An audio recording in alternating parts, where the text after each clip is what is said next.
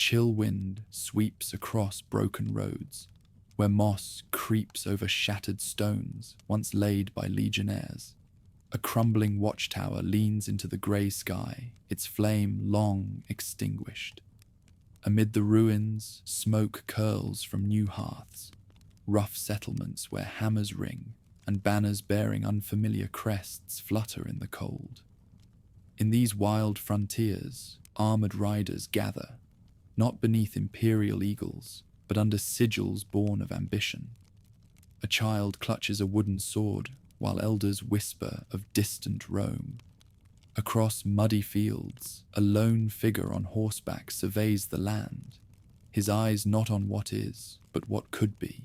From these scattered fragments, he begins to shape something vast and untried. This is the rise of Charlemagne, not sudden, but forged slowly, through fire, oath, and vision, until the world remembers what it had forgotten. That greatness can rise again if only someone dares to build it. The fall of Rome shattered Europe into fragments, though the shadow of empire lingered. In 476 AD, it wasn't war that ended the Western Roman Empire, but the quiet removal of a child emperor, Romulus Augustulus, pushed aside by his own Germanic commander. As the purple cloak of imperial authority slipped from his trembling shoulders, something far greater than a single dynasty died with him. Political unity that had bound Western Europe for 5 centuries shattered like a clay pot dropped on stone, leaving behind a continent of warring tribes, crumbling cities, and forgotten roads that led nowhere. Among the smoking ruins of the Western Empire, new powers stirred.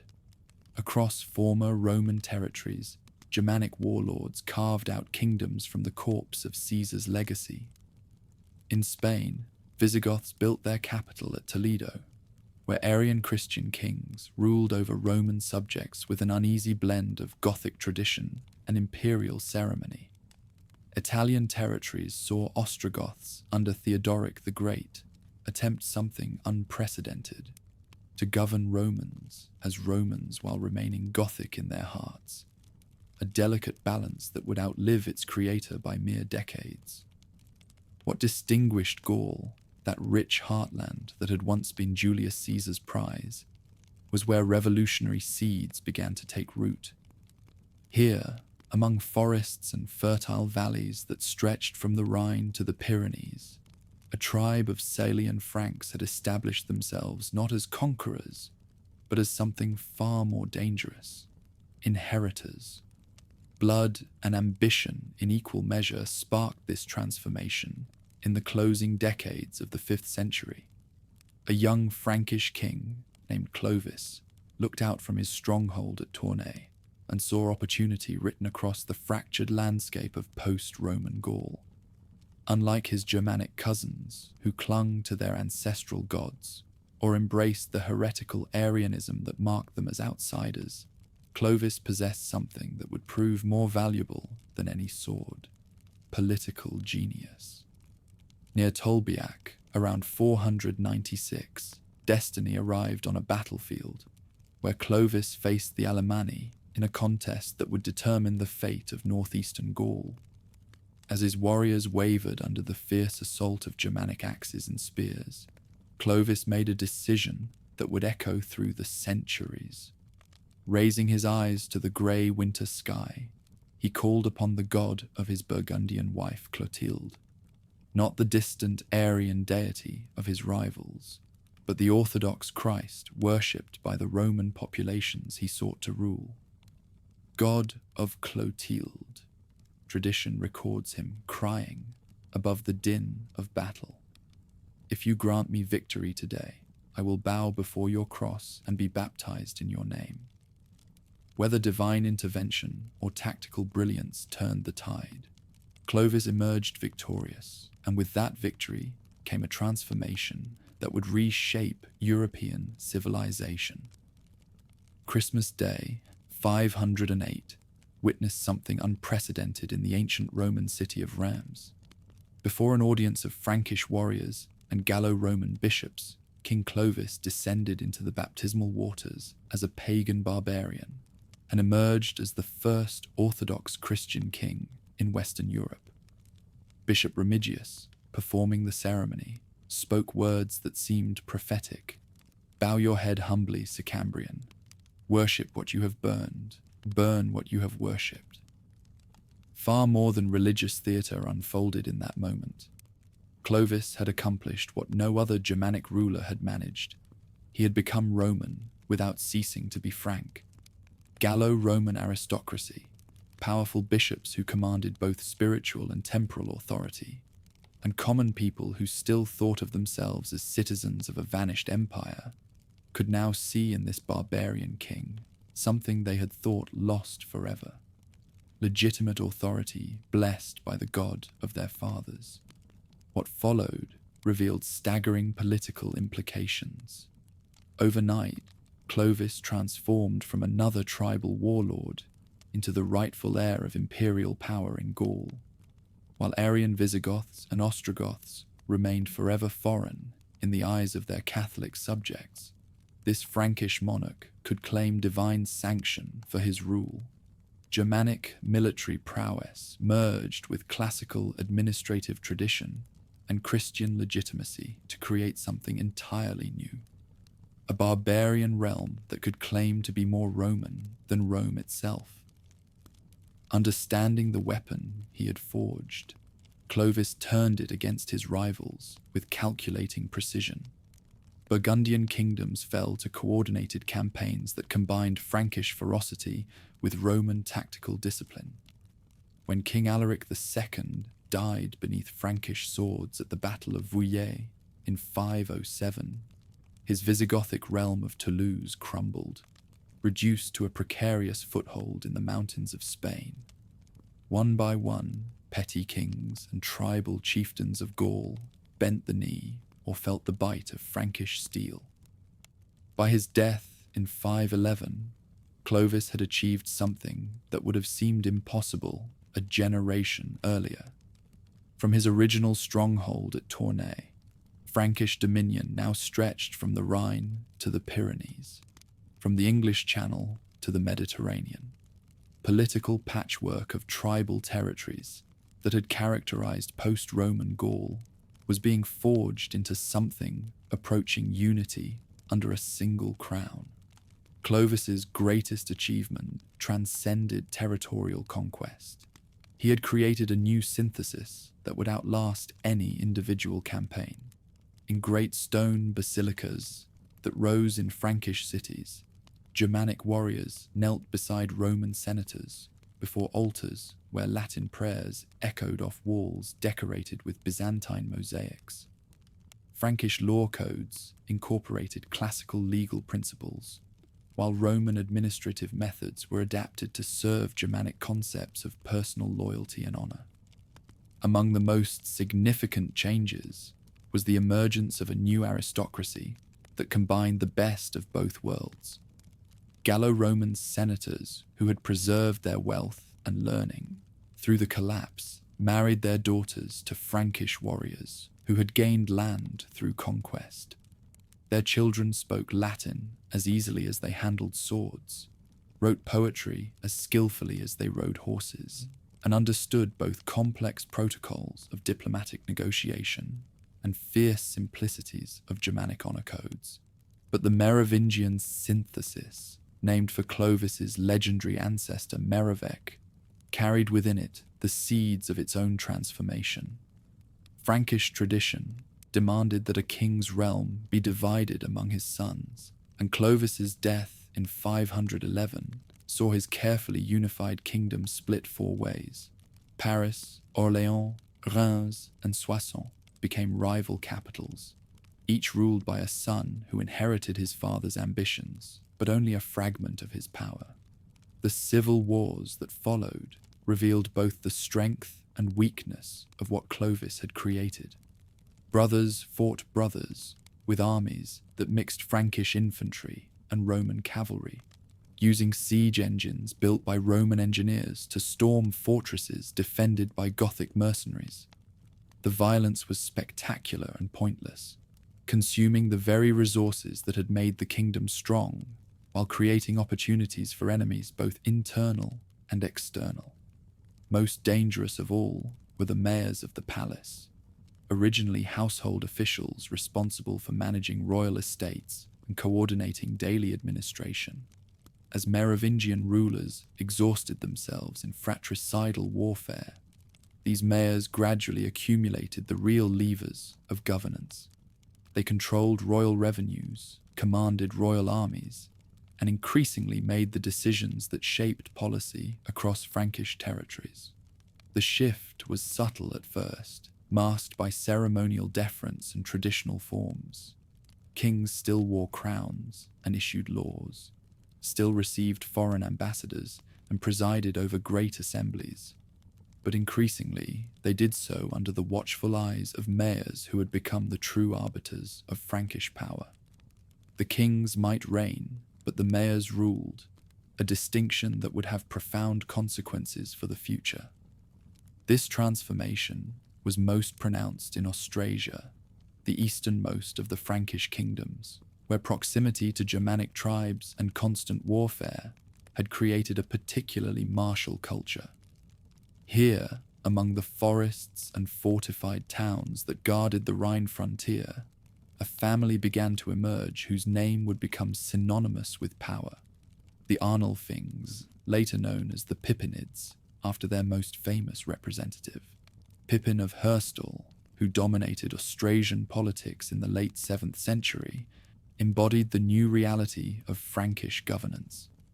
Officially merely the mayor of the palace to a Merovingian king, whose name history barely remembers, Pippin commanded armies, negotiated treaties, and distributed lands with all the authority of a sovereign ruler.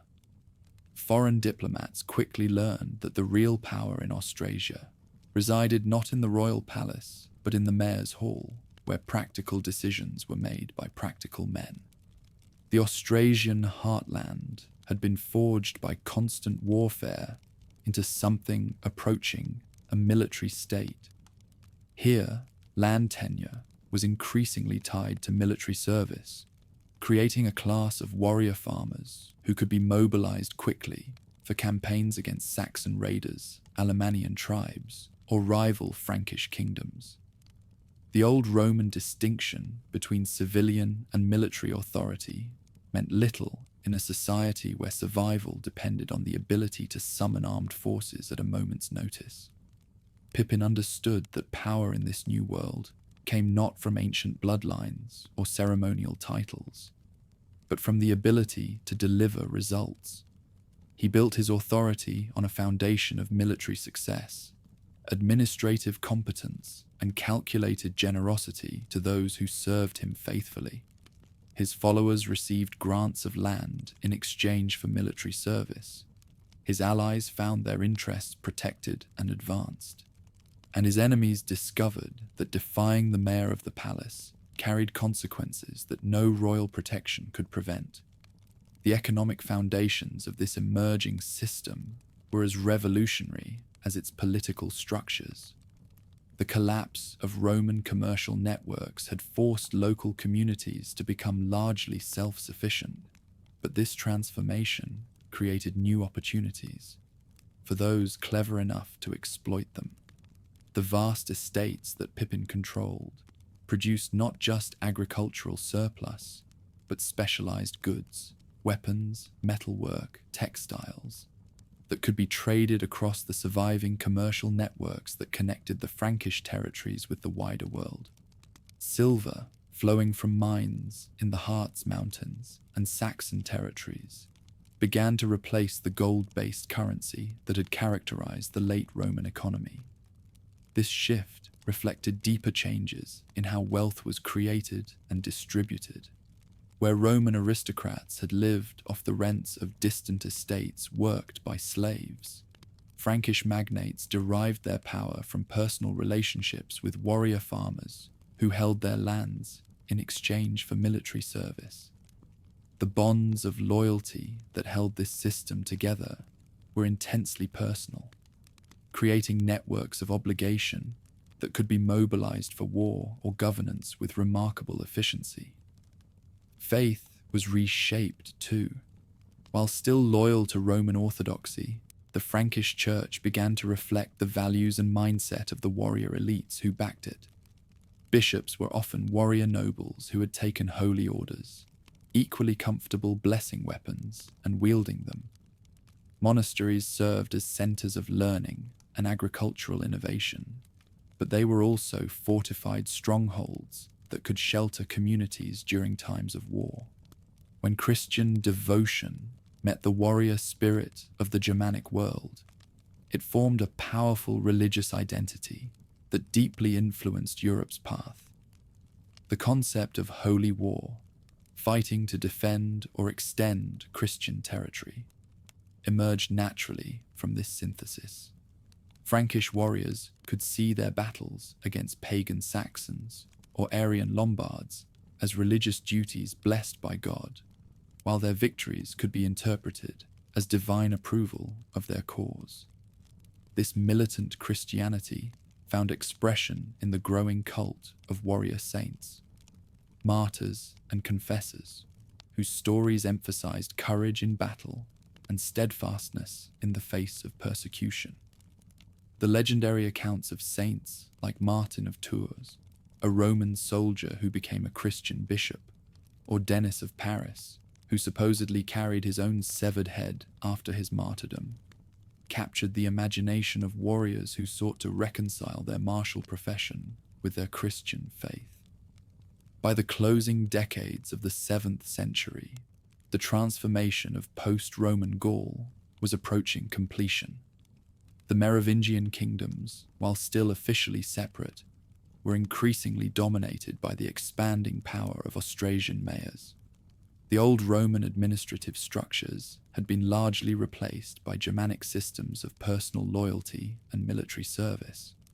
Most importantly, a new cultural synthesis had emerged that combined the best elements of Roman, Christian, and Germanic traditions. Yet this transformation remained incomplete, limited by the persistence of traditional forms and the continued division of Frankish power among competing kingdoms. The system that Pippin of Herstal had created was impressive but inherently unstable, dependent on the personal abilities of individual leaders and vulnerable to the succession crises that periodically paralyzed Germanic societies. What was needed was a leader who could complete the revolution that Clovis had begun, someone who possessed not just the military and political skills necessary for conquest, but the vision to create institutions that could outlast any individual ruler. That leader was already being born in the Austrasian heartland, though few could have predicted the role he would play in reshaping European civilization. Charles, the illegitimate son of Pippin of Herstal, would grow up in a world where power belonged to those strong enough to seize it and clever enough to keep it. The lessons he learned in the forests and fortified halls of Austrasia would serve him well when he faced challenges that would test every aspect of the Frankish synthesis that his predecessors had created. The stage was set for the emergence of a figure whose hammer would forge not just military victories, but the political and cultural foundations of a new European order. In the competition between mayors and kings, between Germanic tradition and Roman legacy, between Christian unity and political fragmentation, the outcome remained uncertain. But the forces that would shape that outcome were already gathering strength in the Rhineland strongholds, where a new generation of Frankish leaders was preparing to write the next chapter of European history. Roman power didn't vanish with Romulus or Augustulus. It splintered, glowing faintly in the new barbarian kingdoms born from the empire's collapse. Now, in the hands of the Frankish mayors who truly ruled from the shadows, those embers were being carefully tended and fed, waiting for the breath that would kindle them into a flame bright enough to illuminate a new imperial dawn. Long before Charlemagne, there was Charles the Hammer, ushering in the birth of a new Frankish future.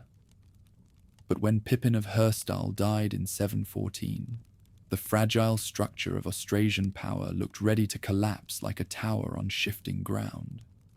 His legitimate heir was a child, powerless against the ambitions of rival mayors and hostile neighboring realms. Into this chaos stepped a figure whose very existence challenged every assumption about legitimate rule in the early 8th century. Charles, Pippin's bastard son, born of a concubine named Alpida, but possessed of a will that would reshape the destiny of Europe. Illegitimacy in Germanic society was not the absolute bar to succession. It would become in later centuries, but it remained a dangerous weakness that enemies could exploit. The bastard faced immediate challenges from his own stepmother, Plectrude, who sought to preserve power for her infant grandson, and from external rivals who sensed opportunity in Austrasian weakness. Neustrian forces under Mayor Ragenfried and their Frisian allies swept eastward, confident they could dismember the Austrasian heartland, while its defenders squabbled over succession. What they encountered instead was something unprecedented, an illegitimate claimant who fought like a man with nothing to lose, because that was precisely what he was. The bastard, known to his Germanic followers as Carl, gathered around himself the desperate and dispossessed, warriors who had been marginalized by the established order, and now saw in this questionable heir a path to advancement that traditional loyalty networks had denied them. These men followed him not because of his bloodline, but because he promised them something more valuable than legitimacy: victory. Chronicles of the time described the mayor as possessing an almost supernatural ability to inspire loyalty in soldiers who had every reason to doubt his cause. Where other leaders relied on inherited respect or ceremonial authority, Pippin's son built his following through personal charisma and an uncanny understanding of what motivated fighting men. He shared their hardships, remembered their names, and most importantly, delivered on his promises of plunder and advancement for those who served him faithfully.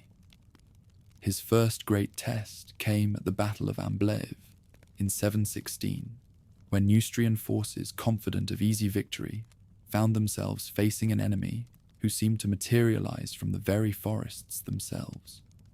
The Austrasian had learned the harsh lessons that his homeland's position as a frontier region taught, that survival depended on mobility, surprise, and the ability to strike decisively before enemies could coordinate their responses. His warriors moved through the dense woodlands like hunting wolves, appearing suddenly to savage exposed flanks before melting away into terrain they knew better than their own heartlands. Victory at Amblève was more than military triumph.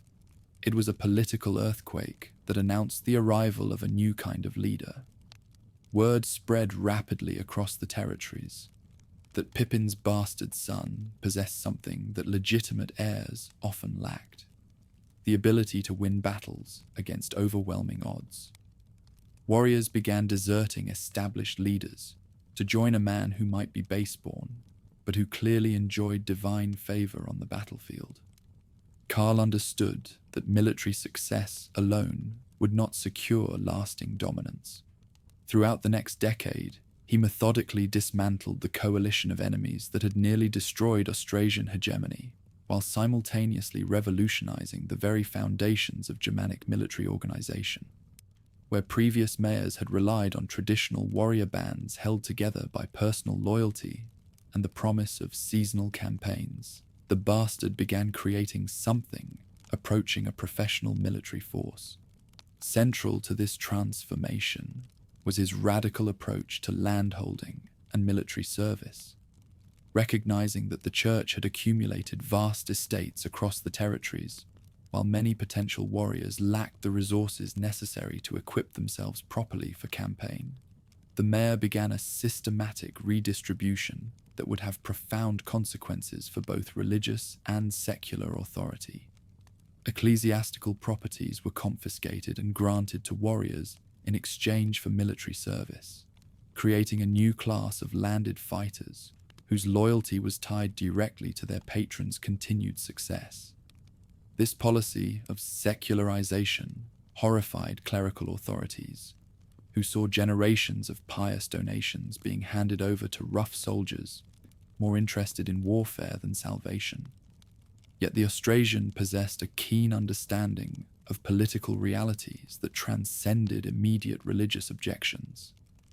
By tying military service to land tenure, he was creating institutional foundations that could survive individual personalities and succession crises. His followers now had concrete stakes in the system's continuation that went beyond personal loyalty to a single charismatic leader.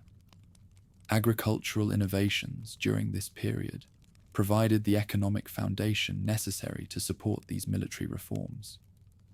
The introduction of the heavy moldboard plough from Slavic territories dramatically increased productivity on the fertile soils of northern France, while the development of the three-field system allowed more intensive cultivation without exhausting the land. These advances meant that the territories could support larger populations and feed more warriors than ever before, giving their ruler demographic advantages that his enemies could not match. Perhaps most importantly, these agricultural changes were accompanied by the spread of new technologies that would transform European warfare. The stirrup, introduced from Central Asian nomadic peoples through trade networks that connected the realm to the broader Eurasian world, revolutionized cavalry combat by allowing mounted warriors to deliver devastating charges without losing their seats. Karl was among the first leaders to recognize the tactical implications of this innovation and to systematically train his followers in its use. By the late 720s, the bastard had achieved something that would have seemed impossible during the dark days following his father's death. Austrasian authority had been restored and extended. Rival mayors had been eliminated or subordinated, and the territories were more unified under a single leadership than they had been since the reign of Dagobert a century earlier. Yet the greatest test of his revolutionary system was about to arrive from an entirely unexpected direction. Across the Pyrenees, the Umayyad Caliphate had completed its conquest of Visigothic Spain with a speed that stunned Christian Europe. The great fortress cities that had resisted Germanic tribes for centuries fell to Muslim armies in less than a decade, their defenders either dead or fled into the mountain fastnesses of Asturias. By 720, Islamic forces were probing north of the Pyrenees, testing the strength of northern defenses and seeking opportunities for expansion into the rich territories of Gaul. What made this threat particularly dangerous was not just the military prowess of the Islamic armies, but their sophisticated understanding of the political divisions that weakened Christian resistance. Muslim commanders had studied the rivalries between kingdoms, the tensions between mayors and nominal rulers, and the religious disputes that divided Catholic populations from their Arian neighbors. They came not as mindless raiders seeking quick plunder, but as conquerors prepared to exploit every weakness in the fragmented political landscape of post-Roman Europe. Initial Islamic incursions into Aquitaine met with limited resistance from Duke Odo, whose forces were organized along traditional lines and unprepared for enemies who combined desert mobility with siege techniques learned from conquered Persian and Byzantine territories. City after city opened its gates rather than face the systematic destruction that Islamic armies could inflict on populations that chose resistance over submission.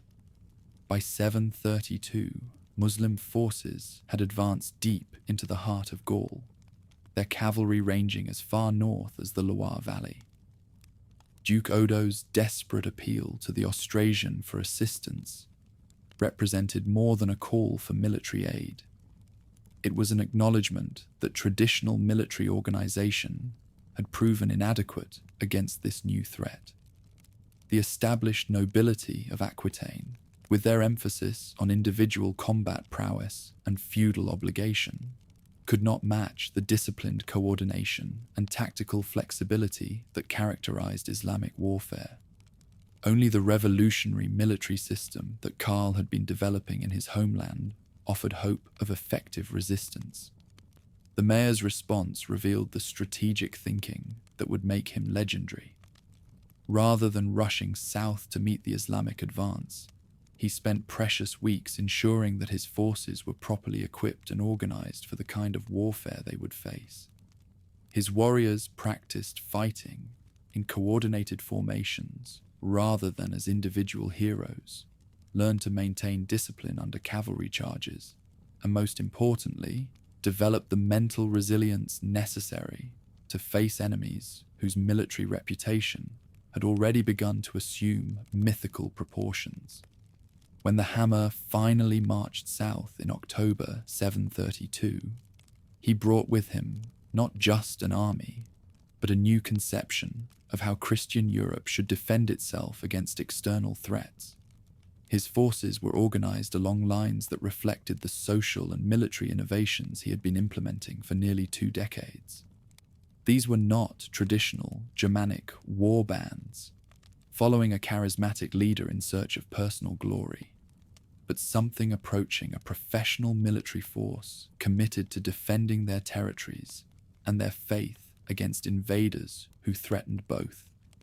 The confrontation that would make the bastard famous throughout Christendom took place on the road between Tours and Poitiers, at a site whose exact location remains disputed by historians, but whose significance in European memory cannot be questioned.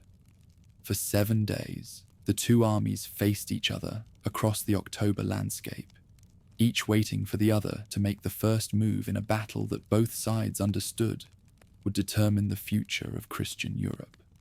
Contemporary chronicles describe the Islamic army as a glittering host that seemed to stretch beyond the horizon, their colorful banners and elaborate equipment reflecting the wealth of conquered territories from Spain to Persia.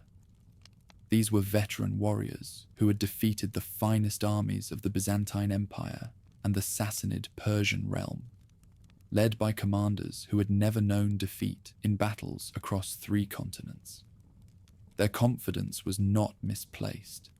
They possessed superior mobility, more sophisticated siege equipment, and tactical doctrines that had proven effective against every enemy they had encountered. What they had not encountered was the military system that the Austrasian had been perfecting in the forests and plains of his homeland.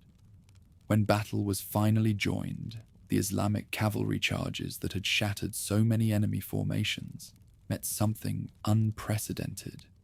Northern infantry that maintained cohesion under pressure, supported by cavalry units that had learned to coordinate their movements with foot soldiers rather than seeking individual glory. Most importantly, these Christian warriors fought with the desperate determination of men defending their homes against invaders who offered only submission or death. The battle's climax came when Islamic forces, frustrated by their inability to break the formations, concentrated their efforts against what appeared to be the weakest point in Karl's line. Instead of the collapse they expected, they found themselves drawn into a carefully prepared trap, where reserves could strike their flanks while the main body maintained its defensive position. The death of Abd al-Rahman al-Ghafiqi, the Islamic commander, in this melee marked the beginning of a rout that would echo across Europe and the Islamic world. Victory at Tours transformed the mayor from a successful regional leader into the defender of Christendom itself. Contemporary chroniclers struggled to find language adequate to describe what he had accomplished. A bastard son who had risen from apparent powerlessness to defeat the most feared military force in the known world. The nickname Martel, the hammer, captured both his devastating effectiveness in battle and his role in forging a new European identity that combined Germanic military prowess with Christian religious purpose. Despite the scale of the triumph, there was no illusion. It would take more than a single victory to build lasting safety.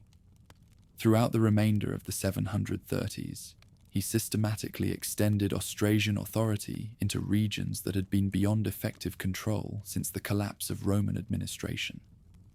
Burgundy, Provence, and Bavaria all felt the weight of his arms as the hammer eliminated potential rivals and created buffer zones against future Islamic incursions from the south and Magyar raids from the east. These campaigns revealed the maturation of the military and administrative systems that the leader had been developing since his rise to power. Northern armies now moved with a coordination and strategic purpose that reflected careful planning rather than opportunistic raiding. Supply systems ensured that forces could operate far from their home territories for extended periods, while intelligence networks provided detailed information about enemy capabilities and political situations. Most importantly, conquered territories were integrated into the expanding system through a combination of military occupation and administrative innovation that created lasting political structures. Religious policy during this period reflected Karl's sophisticated understanding of the relationship between military conquest and cultural integration. Rather than simply imposing customs on conquered populations, he worked closely with local bishops and religious authorities to create hybrid institutions that could command loyalty from diverse ethnic and linguistic communities. The expansion of authority was accompanied by the systematic promotion of Orthodox Christianity and the suppression of religious practices that divided potential subjects from their new rulers. Missionary activity, particularly the work of Anglo-Saxon clerics like Boniface, provided crucial support for these policies of cultural integration. These foreign missionaries possessed both the linguistic skills necessary to communicate with diverse populations and the religious authority required to legitimate political changes in spiritual terms. Their success in converting pagan populations and reforming corrupt clergy created networks of obligation and loyalty that complemented the military and administrative structures the mayor was establishing. By the time of his death in 741, the hammer had fundamentally transformed both his territories and the broader European political landscape. What had been a collection of competing kingdoms and petty principalities was becoming a unified Christian realm capable of defending itself against external threats and projecting power far beyond its original boundaries. The military innovations he had pioneered were being adopted by rulers across Europe, while the administrative systems he had developed provided models for governance that would influence European development for centuries. Perhaps most importantly, Karl had demonstrated that effective leadership in the post-Roman world required more than inherited legitimacy or traditional charisma. Success demanded the ability to adapt to changing circumstances, to innovate in response to new challenges, and to create institutions that could outlast individual personalities. His bastard origins, initially a source of weakness, had forced him to develop qualities of flexibility and determination that proved more valuable than any royal bloodline. The legacy the mayor left to his sons was not just territorial expansion or military success, but a new understanding of what leadership could accomplish. He had shown that the scattered descendants of Germanic tribes could unite to defend Christian Europe against its enemies, that innovative military and administrative systems could overcome traditional advantages of wealth and established authority, and that effective governance required the systematic integration of conquest with cultural and religious transformation. When the hammer died in 741, he left behind a realm that extended from the North Sea to the Mediterranean. unified under institutions that combined the best elements of Germanic, Roman, and Christian traditions. His sons would inherit not just territory and authority, but the revolutionary vision that had made such expansion possible. The stage was set for the next phase of development, when inherited power would be transformed into legitimate kingship, and the hammer of this bastard son would be refined into the crown of his descendants. The boy who would become Charlemagne was already being born into this transformed world, where northern authority was no longer questioned and Christian unity was no longer just an aspiration, but an achievable goal. The foundations had been laid for an empire that would dwarf even the achievements of the hammer, built on the military, administrative, and cultural innovations that this illegitimate heir had forged in the crucible of early medieval Europe. When the hammer died in 741, the great question that had haunted European politics for generations arose once more. Who truly ruled when the king was a shadow and the mayor held all real control? The answer would come not through battlefield prowess or political maneuvering, but through an audacious theological gambit that would reshape the relationship between temporal rule and divine sanction for centuries to come. Karl's death split his vast inheritance between two sons whose contrasting personalities seemed to embody the tensions within the system their father had created. Carloman, the elder, possessed the martial virtues that had made the lineage great. He was tall, powerfully built, and gifted with the kind of personal magnetism that could inspire warriors to follow him into impossible odds. His younger brother Pippin presented a stark contrast.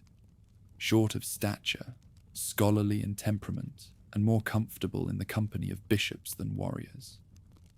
Yet it was this unlikely heir who would prove to have inherited the most essential quality of his bloodline, the ability to see opportunities that others missed. Initially, the division seemed to work as their father had intended. Carloman took the eastern regions, where his military talents could be employed against Saxon raiders and Bavarian rebels, while his brother governed the western lands where diplomatic skill and administrative competence were more valuable than prowess in battle. For several years, the brothers cooperated effectively, their different strengths complementing each other in ways that strengthened the overall position of their house. Yet beneath this apparent harmony lay fundamental disagreements about the direction their realm should take. Carloman embodied the traditional Germanic approach to leadership. He believed that rule came from the ability to lead warriors in battle, and that standing flowed from personal relationships forged in the crucible of shared danger. The younger brother, influenced by his extensive contacts with ecclesiastical officials, had begun to envision something radically different, a form of rulership that derived its validation not from military success, but from divine approval formally recognized by the Church. This philosophical divide came to a head during the early 740s, as both brothers faced the challenge of governing lands that had outgrown traditional methods of control. The realm that the hammer had bequeathed to them stretched from the North Sea to the Mediterranean, encompassing peoples who spoke different languages, followed different customs, and recognized different forms of valid rule. Military force alone could not hold such a diverse collection of regions together. What was needed was some form of unifying principle that could command loyalty across ethnic and cultural boundaries. Carloman's solution was to intensify the military character of their rule, launching aggressive campaigns against external enemies that would provide plunder for followers and demonstrate the lineage's continued vitality. His expeditions against the Saxons achieved spectacular tactical successes, bringing back enormous quantities of treasure and slaves while establishing buffer zones along the dangerous eastern frontier. Yet these victories, however impressive, did nothing to address the fundamental question of standing that hung over their entire system of governance. The younger brother approached the problem from an entirely different angle. Rather than seeking to strengthen the existing arrangement, he began to question whether the fiction of Merovingian kingship served any useful purpose. The nominal rulers who bore the royal title had become so insignificant that contemporaries referred to them as do-nothing kings, figures who presided over ceremonial functions while real decisions were made in the mayor's hall. This arrangement might have satisfied earlier generations, but the younger brother recognized that it was becoming a source of weakness rather than strength. It was through ongoing dialogue with clergy from across Europe that the insight emerged, one that would leave a lasting mark on history. Anglo-Saxon missionaries like Boniface, who had been working to reform the church in Germanic territories, brought with them sophisticated theological concepts about the relationship between earthly authority and divine will. These clerics argued that legitimate rulership required more than military success or inherited position. It demanded formal recognition by God's representatives on earth. What made this idea revolutionary was not its theological content, but its political implications.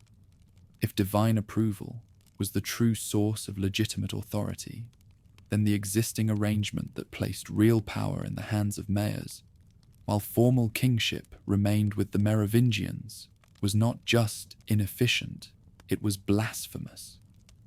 God's will was being thwarted by human conventions that prevented the most capable rulers from receiving the recognition their achievements deserved. By 747, Pippin had developed these ideas into a concrete political program. Rather than continuing to serve as mayor under an ineffective Merovingian king, he would seek formal recognition as ruler in his own right. This was not mere ambition. It was a theological necessity that would align earthly political arrangements with divine intentions. The church, which had been the greatest beneficiary of the dynasty's protection and patronage, would surely recognize the justice of such a transformation. The moment of decision came when Carloman, seemingly at the height of his power and success, announced his intention to abandon secular life and enter a monastery. The reasons for this shocking decision remain mysterious. Contemporary sources suggest everything from genuine religious conversion to exhaustion with the burdens of governance. Whatever his motivations, Carloman's withdrawal left Pippin as sole ruler of territories that his father had divided between two capable sons. This unexpected consolidation of power provided the opportunity Pippin had been waiting for, but it also created new dangers. Without his brother's military reputation to legitimize their rule, the mayor faced potential challenges from rival noble families who might question his right to govern territories that had been conquered by the hammer's sword. Traditional Germanic concepts of legitimacy suggested that power belonged to those strong enough to seize and hold it, but Pippin's physical limitations made such an approach impractical. Instead, he chose to implement the revolutionary strategy he had been developing through his correspondence with ecclesiastical authorities. In 750, Pippin dispatched an embassy to Rome, carrying a question that would echo through the ages. Should he who holds the power also hold the title of king? The query was addressed to Pope Zacharias, but its implications extended far beyond the immediate circumstances of one realm's succession crisis. Pope Zacharias understood perfectly what was being asked of him. This was not a request for theological guidance, but an invitation to participate in a fundamental reconstruction of the relationship between secular and religious authority. By recognizing Pippin's claim to legitimate kingship, the papacy would be asserting its right to determine who could legitimately rule Christian territories. Such a precedent could prove enormously valuable in future disputes with other secular rulers who might challenge papal authority. The Pope's response was everything Pippin could have hoped for. Zacharias declared that it was indeed better for the man who held real power to bear the title of king, rather than allowing legitimate authority to remain with those who could not exercise it effectively. This was more than permission. It was a theological mandate that transformed Pippin's political ambitions into a religious duty. Armed with papal approval, Pippin moved to implement the most dramatic political transformation in Europe since the fall of Rome. In 751, at Soissons, he was formally elected king by an assembly of nobles and bishops who recognized both his practical capabilities and his divine sanction. The last Merovingian ruler, Childeric III, was deposed and confined to a monastery, ending a dynasty that had ruled the territories for over 2 centuries. Even such a groundbreaking act couldn't fully erase the uncertainty surrounding the new dynasty's right to rule. Pippin understood that formal recognition by nobles and bishops, while necessary, lacked the dramatic symbolism required to capture popular imagination and convince potential rivals that divine will truly supported his claim. What was needed was a ceremony that would make God's approval visible to all who witnessed it. The solution came through the unprecedented step of inviting the Pope himself to cross the Alps and personally anoint the new king. In 754, Pope Stephen II made the dangerous journey from Rome to the northern territories, carrying with him the sacred oils that would transform Pippin from a successful mayor into a divinely appointed monarch. The ceremony that followed at Saint-Denis represented the formal birth of what would become known as the Carolingian dynasty. The ceremony carried an aura of the mystical, as if divine favor itself had descended. When the holy oils touched Pippin's forehead, witnesses felt they were observing something unprecedented in the post-Roman world: the creation of a new form of Christian kingship that combined Germanic warrior traditions with biblical concepts of divine appointment. The Pope's participation elevated the ceremony far above ordinary political events, making it a sacramental act that commanded recognition throughout Christian Europe. Most significantly, the Pope extended his blessing to Pippin's entire family, anointing not just the new king, but also his wife Bertrada and their young sons, including a boy named after his grandfather, who would one day be known as Charlemagne. This family consecration established the principle that divine approval extended not just to one individual, but to an entire lineage that God had chosen to rule Christian territories. The political implications of this theological revolution were immediately apparent. Other European rulers, who had previously viewed the mayor as merely a successful warlord, now had to acknowledge him as a divinely appointed king whose authority came directly from God. Potential rebels faced not just military defeat, but the prospect of opposing God's chosen representative on earth. The transformation was so complete that within a generation, few could remember when the territories had been ruled by anyone other than the Carolingian house. Yet papal approval came with obligations as well as benefits. Pope Stephen's journey north had been motivated by more than theological concerns. The papal territories in Italy were under severe pressure from Lombard expansion, and the pontiff desperately needed military assistance from his newly anointed ally. The price of divine sanction would be paid in blood and treasure, as Pippin committed his forces to defending papal interests in the complex political landscape of 8th century Italy. The Italian campaigns that followed revealed both the opportunities and challenges created by the new alliance between temporal and spiritual authority. Pippin's armies, fighting under the banner of defending the church, achieved remarkable successes against Lombard forces that had seemed poised to overrun the papal territories. The capture of Ravenna and other key cities demonstrated that northern military techniques, refined through generations of frontier warfare, could be devastatingly effective against more traditional forms of organized resistance. More importantly, these victories established the principle that would define European politics for centuries. The secular ruler who enjoyed papal support could legitimately intervene in the affairs of other Christian territories to defend church interests. This was revolutionary doctrine that transformed localized political disputes into conflicts with broader religious significance. How the rewards were divided spoke volumes about the fresh alliance forming between royal power and papal authority. Rather than keeping conquered territories for himself, as previous Germanic rulers would have done, Pippin formally presented extensive lands to the papacy, creating what would become known as the Papal States. This donation of Pippin represented more than territorial transfer. It was the physical manifestation of the theological principles that had brought the new dynasty to power.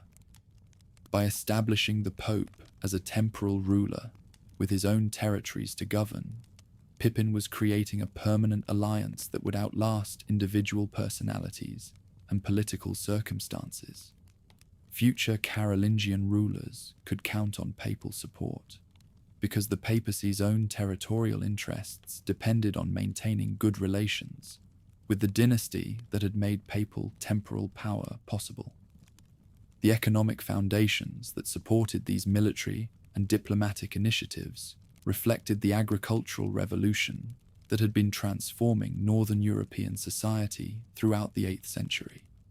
The introduction of new ploughing techniques, crop rotation systems, and animal husbandry methods had dramatically increased agricultural productivity, providing the surplus necessary to support larger armies and more extensive governmental operations. The realm could now afford the kind of sustained military campaigns in distant territories that would have been impossible for earlier rulers.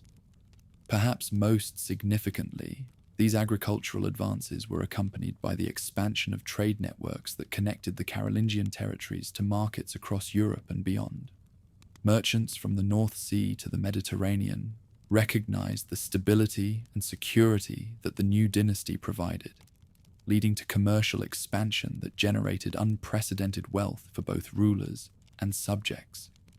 The silver that flowed through these trade networks provided the monetary foundation for military and administrative innovations that would define the dynasty's later achievements. Religious policy during this period reflected the sophisticated understanding of the relationship between cultural integration and political stability that Pippin had inherited from his father. Rather than simply imposing uniform religious practices on conquered populations, the king worked systematically to reform existing ecclesiastical institutions while respecting local traditions that did not conflict with orthodox doctrine. This approach proved far more effective than coercive conversion in creating lasting loyalty among diverse subject populations. The missionary activities that accompanied territorial expansion were similarly sophisticated, combining genuine religious enthusiasm with careful attention to political implications. Anglo-Saxon clerics like Boniface continued to play crucial roles in these efforts, their foreign origins allowing them to serve as neutral arbiters in disputes between different ethnic and linguistic communities, while their undoubted piety gave them credibility with populations suspicious of political motives. By the time of Pippin's death in 768, the transformation he had initiated was complete.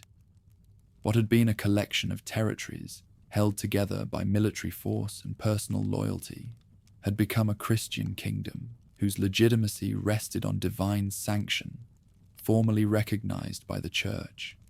The institutional innovations he had pioneered, the alliance with the papacy, the integration of religious and secular authority, the systematic use of ecclesiastical networks for governmental purposes, would provide the foundation for achievements that would dwarf even his own remarkable accomplishments. The two sons who inherited his realm would face challenges that required all the political, military, and religious resources their father had assembled. The world of 768 was more dangerous and more complex than the one Pippin had inherited from the hammer, but it was also full of opportunities for rulers who possessed the vision and capability to exploit them. The stage was set for the next act in the drama that would culminate in the restoration of imperial authority in Western Europe. Among those sons, one would prove to possess not just his father's political genius and his grandfather's military prowess, but something even more valuable: the ability to synthesize all the innovations of his predecessors into a vision of Christian empire that would reshape the medieval world. The boy who had been anointed alongside his father in 754 was about to inherit a legacy that would make possible achievements beyond the dreams of any previous European ruler. The foundation stones had been laid, the institutional framework had been established, and the divine sanction had been secured. All that remained was for the right individual to build upon these foundations, something that would echo through history as one of the greatest experiments in governance that the medieval world would ever witness. When the short king breathed his last at Saint-Denis in 768, his final words reportedly urged his sons to rule together in harmony, sharing the vast Frankish realm their grandfather's hammer had forged and their father's cunning had legitimized. Yet even as the funeral rites were performed, astute observers could sense the impossibility of such an arrangement. Two eagles, the court poets whispered, could not share the same sky. The division of the kingdom followed ancient Frankish custom, but created modern problems. The elder son, Charles, known to his Germanic followers as Carl, received the northern and eastern regions, the Austrasian heartlands where the family's military reputation had been earned, along with the challenging Saxon frontier, where constant warfare demanded proven leadership. His younger brother, Carloman, inherited the southern and western lands, richer territories that included Burgundy, Provence, and the approaches to Italy, regions where diplomatic skill mattered more than battlefield prowess. On the surface, this partition seemed equitable. Both brothers commanded substantial resources, controlled important trade routes, and could claim roughly equal numbers of warriors. Yet beneath this apparent balance lay profound differences that would soon transform royal cooperation into deadly rivalry.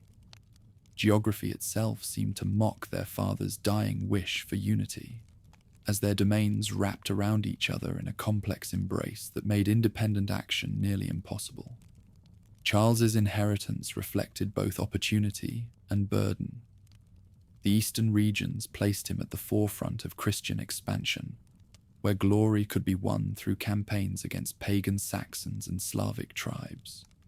These were lands where his grandfather's reputation still commanded respect, and where warriors expected their leaders to prove themselves through personal courage in battle. Yet they were also territories where constant vigilance was the price of survival, where a single military defeat could open the gates to barbarian invasion. His brother's domains told a different story. Carloman's realm encompassed the ancient Roman heartlands of Gaul, territories with sophisticated urban centers, established administrative traditions, and complex relationships with ecclesiastical institutions. These were regions where political success depended more on negotiation than intimidation, where the ability to manage competing interests mattered more than skill with sword and spear. The younger brother had inherited not just land, but a way of life that differed fundamentally from the martial culture of the North and East. From the beginning, their contrasting personalities seemed perfectly matched to their respective challenges. The elder brother possessed the physical presence that Frankish warriors demanded in their leaders. He was tall, powerfully built, and gifted with the kind of natural charisma that could inspire men to follow him into desperate odds. Stories already circulated about his prowess in hunt and battle, his ability to break horses that had defeated other riders, and his capacity to march longer distances and endure greater hardships than men half his age. Carloman presented a study in contrasts. Where his brother was tall and imposing, the younger king was more modestly built, though still possessing the family's characteristic strength and energy. His talents lay not in the dramatic gestures that stirred warrior hearts, but in the patient accumulation of political advantages through careful alliance building and systematic administration. He understood the complex web of relationships that bound together the diverse populations of his southern domains, and he possessed an almost intuitive grasp of when to compromise and when to stand firm. Initially, these differences seemed complementary rather than divisive. When Saxon raids threatened the eastern frontier, Carloman provided military support that allowed his brother to launch devastating counterattacks deep into enemy territory. When diplomatic crises arose in Italy, Karl's reputation for military prowess gave weight to negotiations that his brother conducted with papal representatives and Lombard emissaries. The system appeared to be working as their father had intended. Yet the very success of their early cooperation contained the seeds of future conflict. Each brother's achievements highlighted what the other lacked, creating subtle competitions that gradually transformed brotherly rivalry into something more dangerous. Charles's military victories generated the kind of heroic reputation that attracted warriors from across Europe, young men seeking to prove themselves in the service of a leader whose name was already being sung in the halls of distant kingdoms.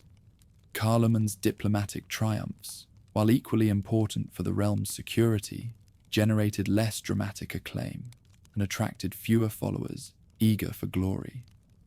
The first serious crack in their relationship appeared during the crisis in Aquitaine, where Duke Hunald had emerged from monastic retirement to challenge royal control over his ancestral lands.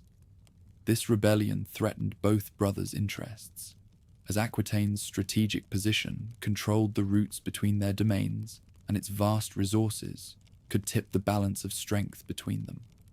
Traditional custom demanded that they cooperate in suppressing this challenge to royal prerogative, but their response revealed how differently they understood their roles as rulers. True to form, the elder brother took a straightforward path, quickly raising his forces through the long-established warrior ties his family had built.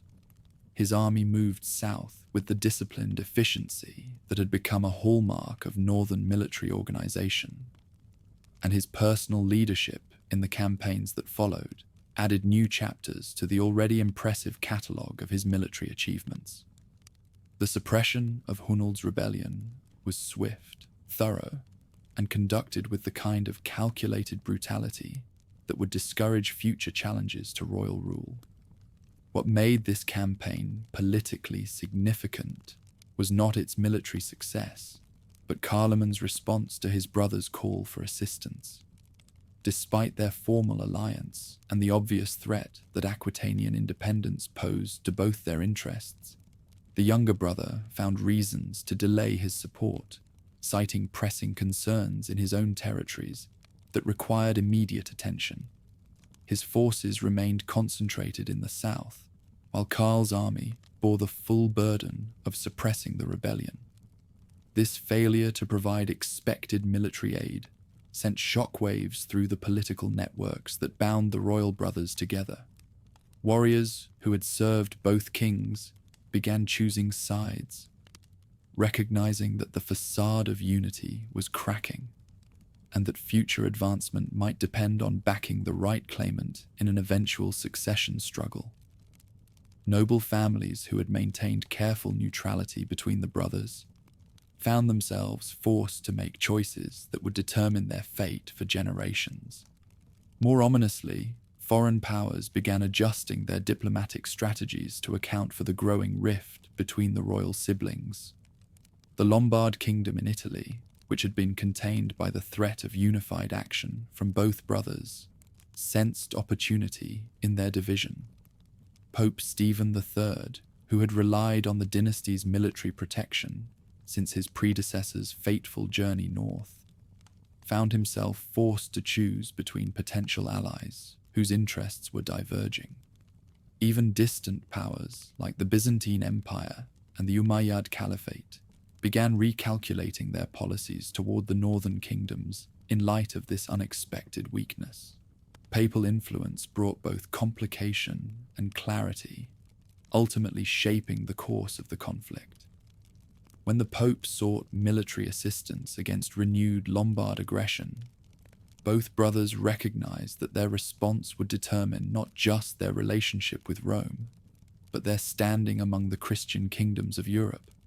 Papal approval had been crucial to their father's transformation from mayor to king, and maintaining church support remained essential to their dynasty's continued legitimacy. The elder brother's response was swift and unequivocal. He committed substantial forces to the defense of papal territories, personally leading expeditions across the Alps that demonstrated both his military capabilities and his commitment to the church's protection. These campaigns added to his growing reputation as the premier Christian warrior of his generation, the natural successor to his grandfather's role as defender of the faith against pagan and heretical enemies. Carloman's reaction was more cautious and ultimately more damaging to his political position. While he did not openly oppose church interests, his support was qualified and conditional, hedged with diplomatic reservations that suggested he was not fully committed to the papal alliance that had been so crucial to his family's rise.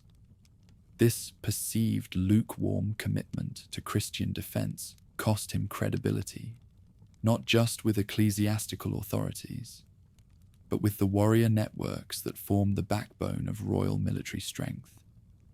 Their opposing responses to the crisis with the Pope became a key moment, one that would shape the course of their rivalry.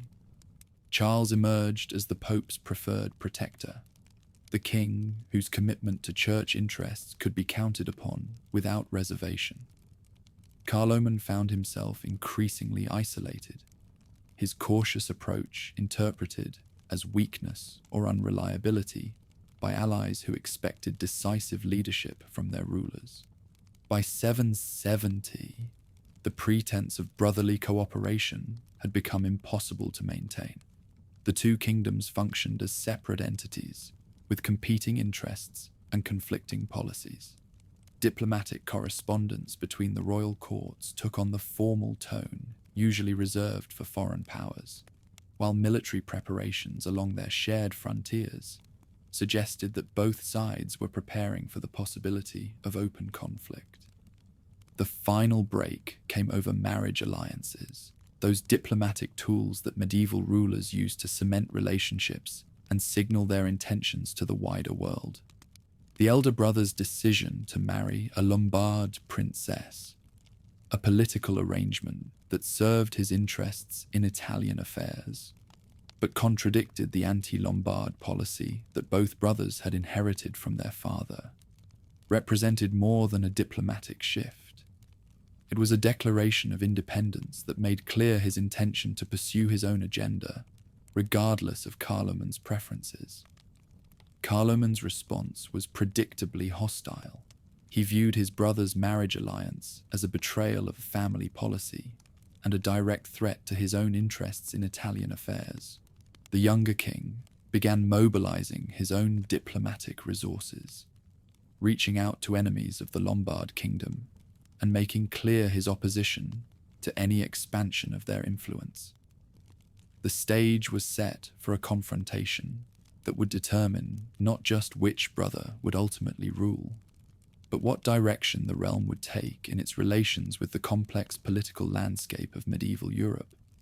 But just as tensions reached their peak and both camps braced for open war, fate took a sudden and unforeseen turn. In December 771, at the moment when the royal brothers seemed poised for civil war, Carloman fell suddenly ill while hunting in the forests near Samusi. Contemporary accounts describe a rapid decline that baffled physicians and worried courtiers. A mysterious sickness that struck down a young man in apparent good health. Within days, the 20-year-old king was dead, leaving behind a young widow, infant sons, and a kingdom whose fate now hung in the balance. The speed of his decline sparked whispers of poison and conspiracy, though no evidence ever emerged to support such theories. What mattered was not the cause of Carloman's death, but its consequences for the political structure that had governed the realm since their father's passing. Karl's response to his brother's death revealed the political instincts that would make him legendary. Rather than allowing Carloman's domains to pass to his infant sons, under a regency that might challenge royal unity, the surviving brother moved with decisive speed to assert his own claims to the entire inheritance.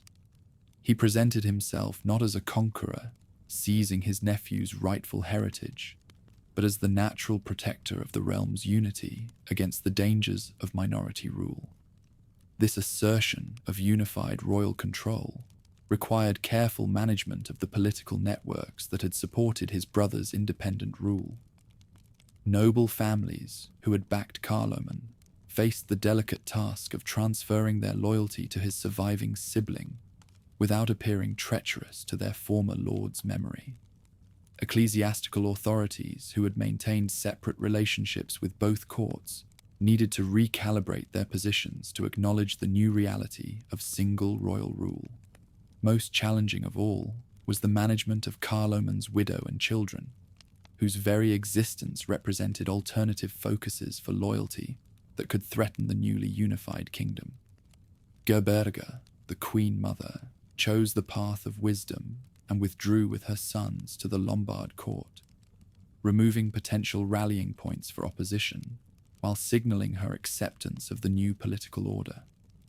This tactical retreat eliminated the immediate threat of civil war, while leaving open future possibilities for her children's claims. By the beginning of 772, the unification was complete. What had been two separate kingdoms with competing policies and conflicting interests was now a single realm under unified leadership. The vast territories that the Hammer had conquered and the Short King had legitimized were finally ruled by a single hand, creating opportunities for coordinated action that had been impossible during the period of division. The transformation was more than administrative. It represented a fundamental shift in the possibilities available to Northern European Christian leadership. With the resources of the entire realm at his disposal, Karl could contemplate military and political enterprises that would have been impossible for either brother acting alone. The unification had created not just a larger kingdom, but a qualitatively different kind of power that could project influence across the known world. Still, gathering authority in one place brought more than just control. It also sparked rising demands and unforeseen complications. The unified realm's subjects now looked to a single ruler for leadership in all areas of life, from military defense against external enemies to the resolution of internal disputes that had previously been handled by separate royal courts. The king, who had inherited this vast responsibility, would need to demonstrate capabilities that exceeded even the impressive standards set by his predecessors. The stage was now set for the next phase of the dynasty's remarkable rise. The foundations laid by the Hammer's military innovations, strengthened by the Short King's alliance with church authorities, and unified through the elimination of internal division, were ready to support enterprises that would dwarf the achievements of previous generations. The young king, who stood at the apex of this inherited structure, possessed not just the resources necessary for unprecedented expansion, but the vision and capability to transform those resources into lasting achievements. As 771 drew to a close, observers across Europe began to sense that something fundamental had changed in the balance of medieval politics. The Northern Kingdom was no longer divided against itself, but unified under a leader whose abilities were already becoming legendary. The boy who had been anointed alongside his father 17 years earlier was about to begin the campaigns that would make his name synonymous with European greatness for centuries to come. The king who emerged from the succession crisis of 771 was no longer merely another Frankish ruler struggling to maintain inherited territories. Charles, now sole master of lands stretching from the North Sea to the Pyrenees, possessed resources and opportunities that no European monarch had commanded since the fall of Rome. Yet with this unprecedented concentration of power came expectations that would have crushed lesser men.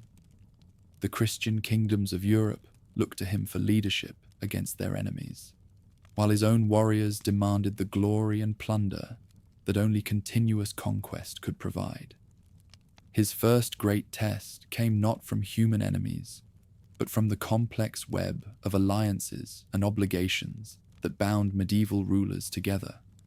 Marriage to the Lombard princess that had so enraged his late brother now became a diplomatic liability, tying him to a kingdom whose aggressive expansion threatened the papal territories he was sworn to protect.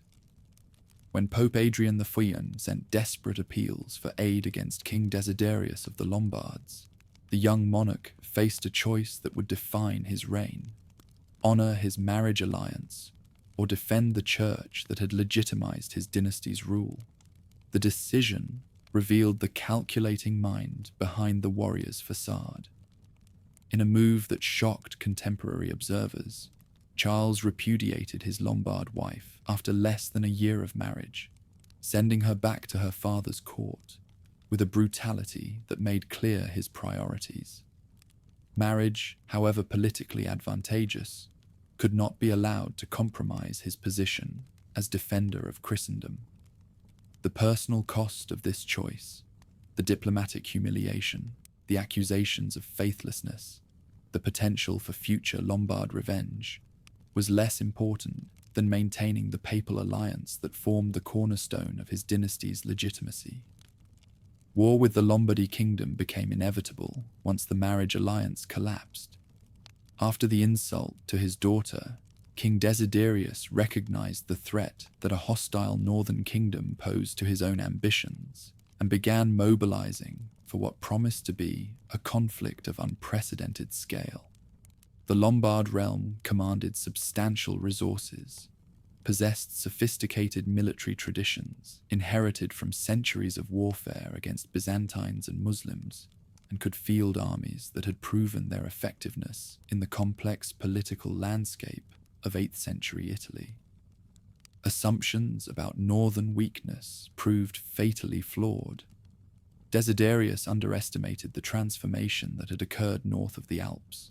Armies that crossed into Italy in 773 bore little resemblance to the traditional raiding bands that had characterized earlier interventions. These troops moved with the disciplined coordination that 3 generations of innovation had perfected, supplied by logistical systems that could sustain operations far from home regions, and led by commanders who understood siege techniques as well as they mastered cavalry tactics. What came next showed the remarkable transformation of northern forces, far removed from their more primitive beginnings. Where previous expeditions had sought quick victories and rapid withdrawal, this invasion aimed at nothing less than the complete destruction of Lombard independence. City after city fell to systematic siege operations that combined traditional Germanic ferocity with Roman engineering techniques learned from captured regions and recruited specialists. The great fortress of Pavia, crown jewel of the Lombard kingdom, found itself surrounded by earthworks and artillery that its defenders had never imagined possible. The siege of Pavia lasted nearly a year, becoming a testing ground for innovations that would reshape European combat. Northern engineers, working alongside Italian specialists who had transferred their loyalty to the invaders, developed new techniques for undermining walls and coordinating artillery strikes. Supply trains maintained constant communication with lands north of the Alps, ensuring that the besieging armies could outlast defenders who had counted on the traditional pattern of seasonal operations to save them. Victory at Pavia opened new horizons of possibility. When the great fortress finally fell in June 774, this triumph represented more than battlefield success. It announced the arrival of a new kind of power, capable of projecting strength across vast distances and sustaining operations until decisive results were achieved. Desiderius himself was captured and sent to spend his remaining years in a monastery, while his kingdom was absorbed into the expanding northern realm. For the first time since the collapse of Roman authority, a single ruler controlled lands stretching from the English Channel to the Mediterranean, from the Atlantic to the Adriatic. Assuming the title King of the Lombards alongside his existing dignities marked a crucial step in his transformation from regional monarch to European hegemon. Rather than merely adding conquered territory to existing domains, this represented the creation of a new form of composite monarchy that could accommodate diverse populations under unified leadership. Italian nobles who submitted to the new regime found themselves incorporated into court structures that blended northern warrior traditions with sophisticated administrative practices inherited from Roman and Byzantine predecessors. Even as he celebrated victory in Italy, greater challenges were emerging along the Saxon frontier, where his dynasty had first proven its prowess. Pagan tribes beyond the Rhine had watched the Lombard conquest with growing alarm, recognizing that their traditional strategies of raiding and withdrawal would prove inadequate against an enemy who possessed both the resources and determination to pursue systematic subjugation. The Saxons began preparing for what they understood would be a war of survival against forces bent on their complete subjugation or destruction. The wars against the Saxons that began in earnest in 772 would define the reign more than any other conflict, consuming decades of effort and testing every aspect of the organizational systems that had made earlier victories possible. These were not battles for territorial gain or dynastic glory, but religious crusades aimed at extending Christian dominion over pagan populations who had resisted conversion for centuries. The fusion of martial ambition with spiritual purpose created a form of combat that was both more intensive and more brutal than anything seen in previous conflicts. Saxon society presented challenges that differed fundamentally from those encountered in Italy or Gaul. Where the Lombards had possessed centralized leadership that could negotiate surrender and transfer authority to conquerors, the Saxon tribes were organized around localized chieftains who could continue resistance even after major defeats. Their intimate knowledge of the forested terrain beyond the Rhine allowed them to employ guerrilla tactics that frustrated enemies accustomed to decisive battlefield victories. Most importantly, their pagan religious traditions provided ideological foundations for resistance that made compromise or accommodation extremely difficult. Responding to this challenge required both strategic brilliance and systematic brutality. Rather than seeking to dominate Saxon lands through traditional battlefield victories, the king implemented a comprehensive program designed to destroy the cultural and religious foundations of Saxon independence. Sacred groves were cut down and burned, pagan shrines were demolished, and replaced with Christian churches, and traditional leaders were systematically eliminated and replaced with administrators loyal to the new regime.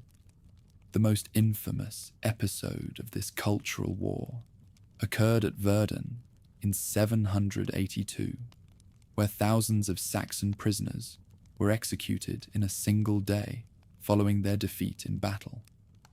Contemporary chroniclers, even those sympathetic to the king's religious mission, expressed shock at the scale of the massacre. Yet this calculated brutality served a strategic purpose that extended beyond mere revenge. It demonstrated that resistance to Christian authority would be met with consequences so terrible that they would discourage future rebellions. Widukind, the Saxon leader, proved to be the king's toughest adversary yet, a compelling figure whose talent for uniting tribes pushed the conquest strategy to its limits. Widukind understood that Saxon survival depended on transforming localized resistance into a coordinated national struggle, and his success in maintaining guerrilla warfare for over a decade demonstrated tactical sophistication that forced fundamental adaptations in northern military doctrine. Their battle grew into more than war. It became a confrontation between two worldviews, led by men whose rivalry was as personal as it was strategic. The Christian king represented the forces of civilization, administrative efficiency, and religious orthodoxy, while the pagan chieftain embodied traditional values of tribal independence, religious diversity, and resistance to foreign domination. Their prolonged conflict captured the imagination of contemporaries who recognized that its outcome would determine the future character of European civilization. It was a calculated blend of pressure and innovation that allowed Widukind to steadily weaken Saxon resistance over time. Fortified settlements established in conquered regions provided bases for continued operations while demonstrating the permanence of the new regime. Road networks connecting these strongholds allowed rapid movement of forces to threatened areas, while facilitating the kind of economic integration that made rebellion increasingly costly for local populations. Religious conversion, enforced through a combination of incentives and penalties, undermined the ideological foundations of Saxon resistance, while creating new sources of loyalty to the Christian monarchy.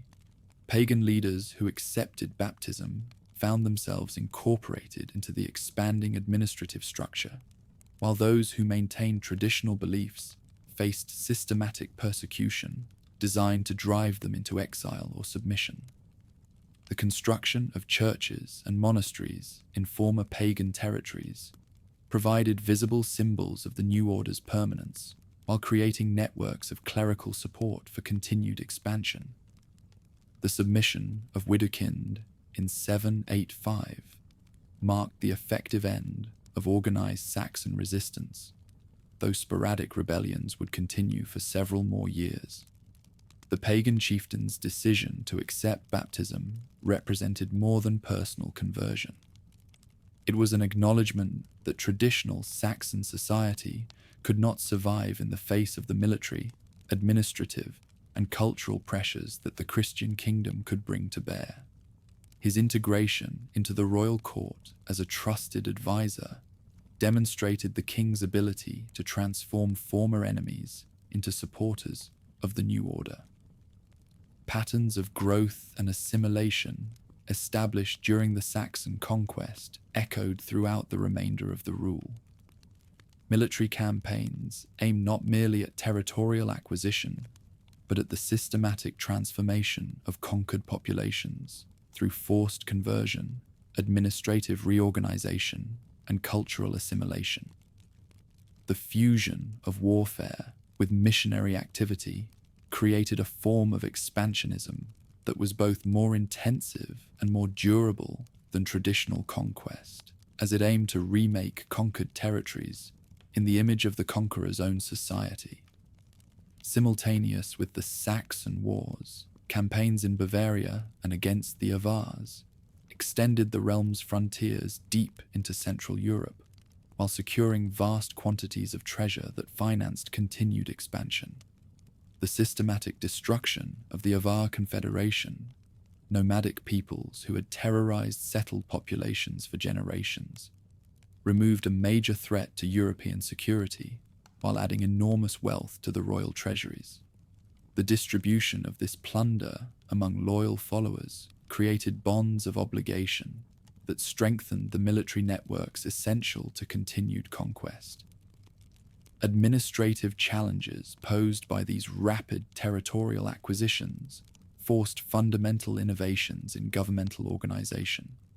Traditional systems of personal loyalty and seasonal operations proved inadequate for governing sedentary populations across vast distances. New forms of regional administration, combining military command with civilian governance, were developed to maintain royal authority in territories far from the court's immediate presence. Marches, fortified frontier districts, were designed not only to protect recently claimed territory, but also to serve as launch points for ongoing expansion. These border commands combined the responsibilities of military leadership, civil administration, and religious conversion, creating a new class of regional governors whose authority derived directly from royal appointment rather than traditional aristocratic privilege. By 785, the transformation was complete. What had been a regional Frankish monarchy had become a European empire commanding resources and populations that dwarfed any power seen since the fall of Rome. The king, who had inherited a divided realm, had forged it into a unified instrument of expansion that could project power across the continent while maintaining internal stability through systematic administration and religious unity. The foundations had been laid for achievements that would soon overshadow even these remarkable early conquests. The young monarch, who had once shared power with his brother, now stood alone at the apex of Christian Europe, his authority acknowledged from the Atlantic to the Danube, from the North Sea to the Mediterranean. Yet even these vast dominions represented only the beginning of ambitions that would soon encompass the restoration of imperial dignity to Western Europe. The sword had been unsheathed and proven its effectiveness. Now it remained to be seen whether the cross could transform military conquest into lasting imperial authority. Charlemagne was already an emperor indeed. Soon he would become one in name. Snow was falling on the palace at Aachen when the messenger arrived from Saxony with news that would have terrified any other ruler.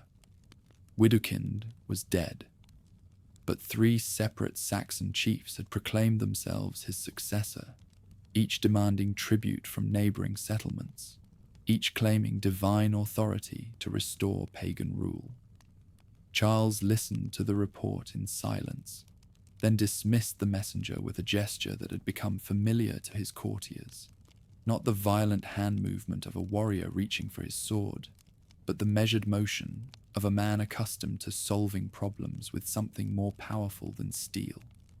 Within hours, identical letters were speeding toward every corner of his vast domains, not carried by exhausted riders racing through winter storms, but by a network of professional messengers who changed horses at predetermined stations, who followed roads maintained by royal engineers, who carried documents written in a script so standardized that a monk in Barcelona could read orders composed in Aachen without difficulty.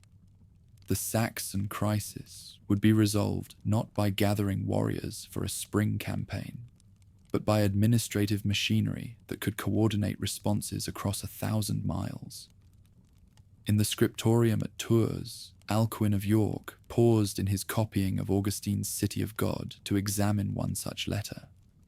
The Northumbrian scholar who had transformed illiterate warrior sons into literate administrators could read between the lines of royal prose.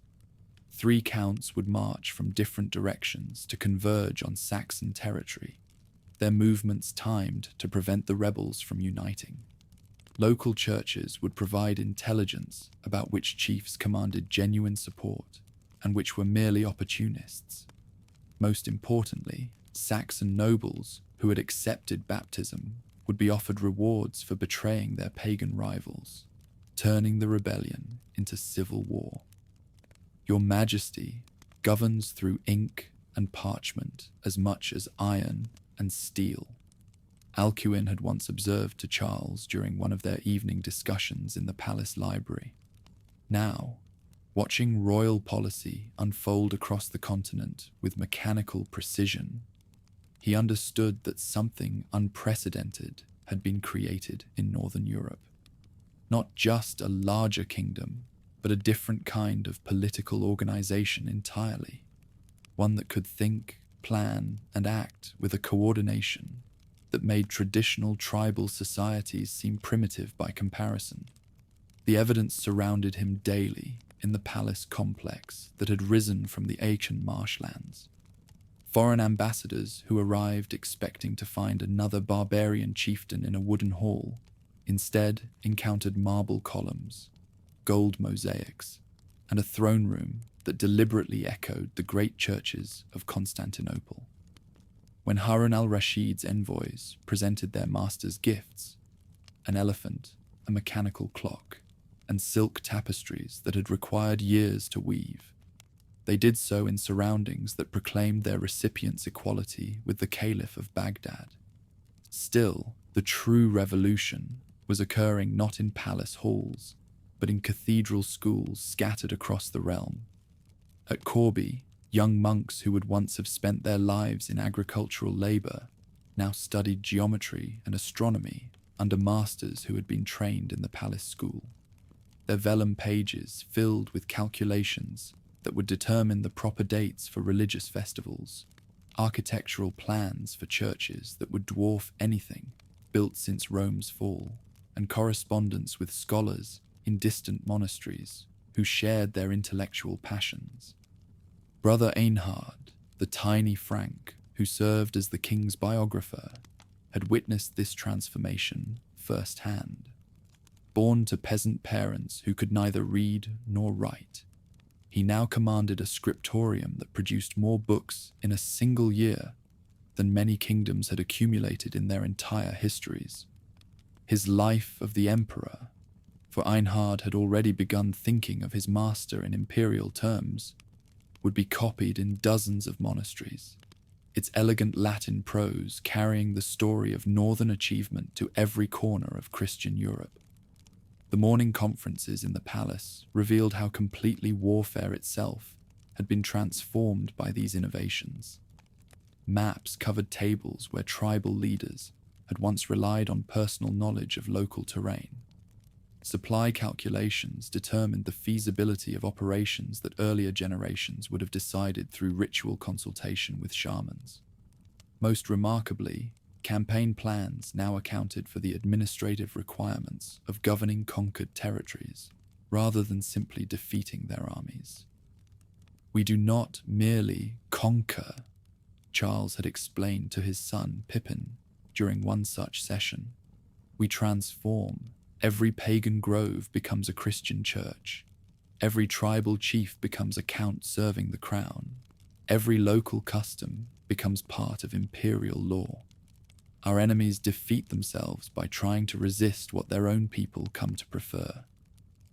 This philosophy was being tested in the Spanish borderlands, where local Christian populations had begun requesting incorporation into the northern realm rather than remaining under Islamic rule. The refugees who crossed the Pyrenees brought with them knowledge of Islamic architecture, agriculture, and scholarship that enriched the very kingdom they sought to join. Former enemies became subjects, subjects became citizens, and citizens became the administrators who extended royal authority into new territories. Economic transformation accompanied political innovation as silver flowed into royal treasuries from sources that would have seemed impossible to earlier generations. Not merely the plunder of conquered enemies, but systematic taxation of commercial activities that flourished under imperial protection. Merchants who had once feared to travel beyond their local territories now carried goods from the North Sea to the Mediterranean, their profits subject to tariffs that filled royal coffers, while their safety was guaranteed by imperial law. The Great Fair at Saint-Denis had become a symbol of this commercial revolution.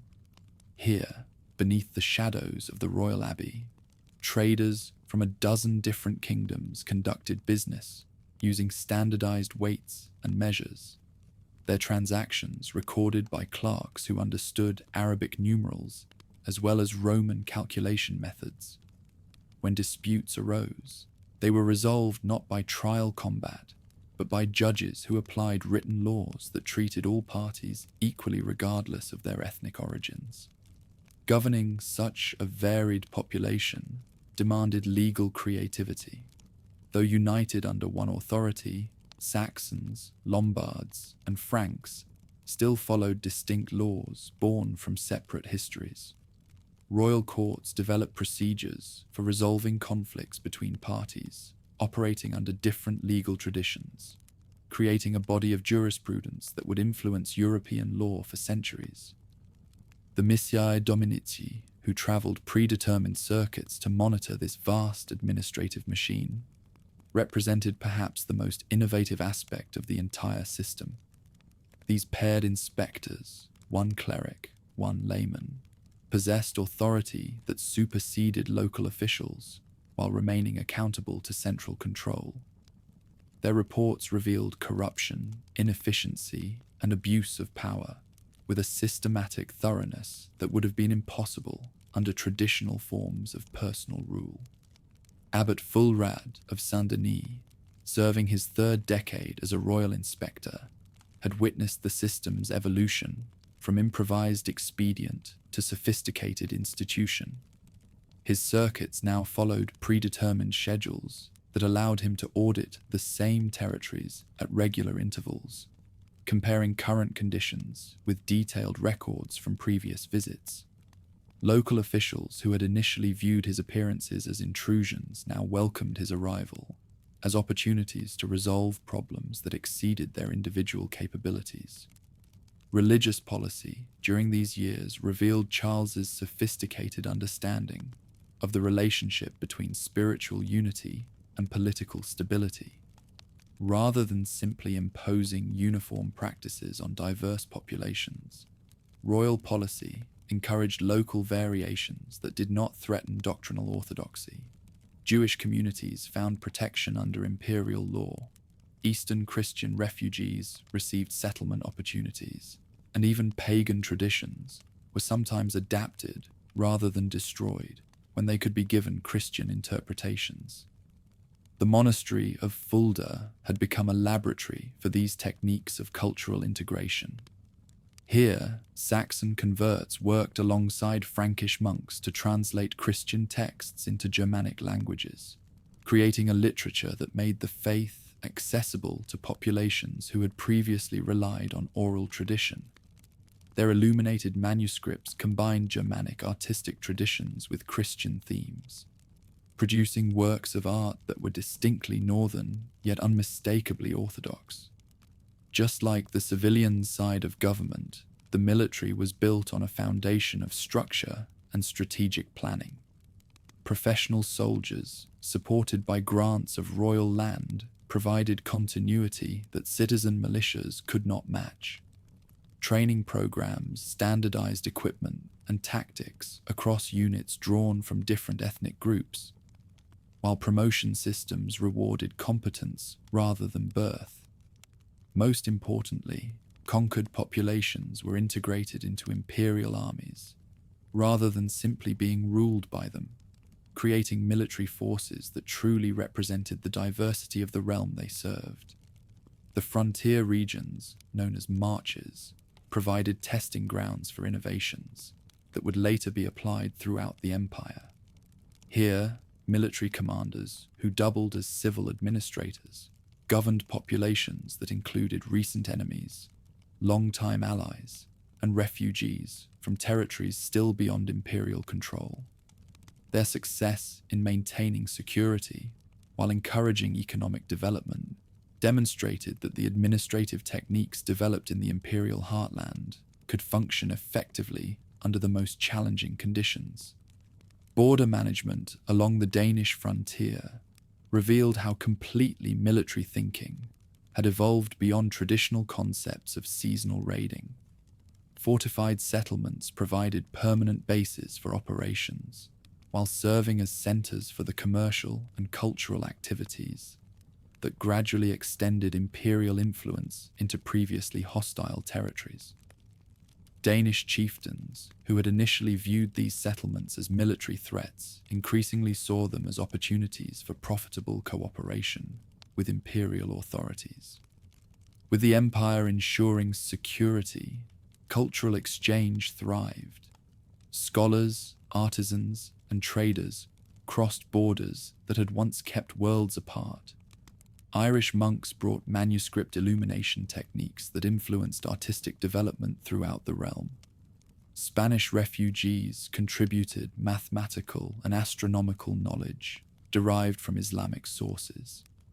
Italian craftsmen shared architectural methods that improved construction projects from England to Hungary. The Palace School at Aachen had become the focal point for this intellectual renaissance. Its students, including young men from every corner of the known world. Here, the sons of Saxon chiefs studied alongside those of Lombard nobles, their common education in Latin, mathematics, and theology, creating bonds that transcended ethnic rivalries. When they returned to their home territories as administrators or churchmen, they carried with them not just technical knowledge, but a vision of European unity that had never existed before. Thanks to imperial investment and interest, technology evolved rapidly as new possibilities were explored and tested. The royal workshops at Aachen developed improved metallurgical techniques, more efficient agricultural tools, and architectural methods that allowed the construction of buildings larger than any seen in northern Europe since antiquity.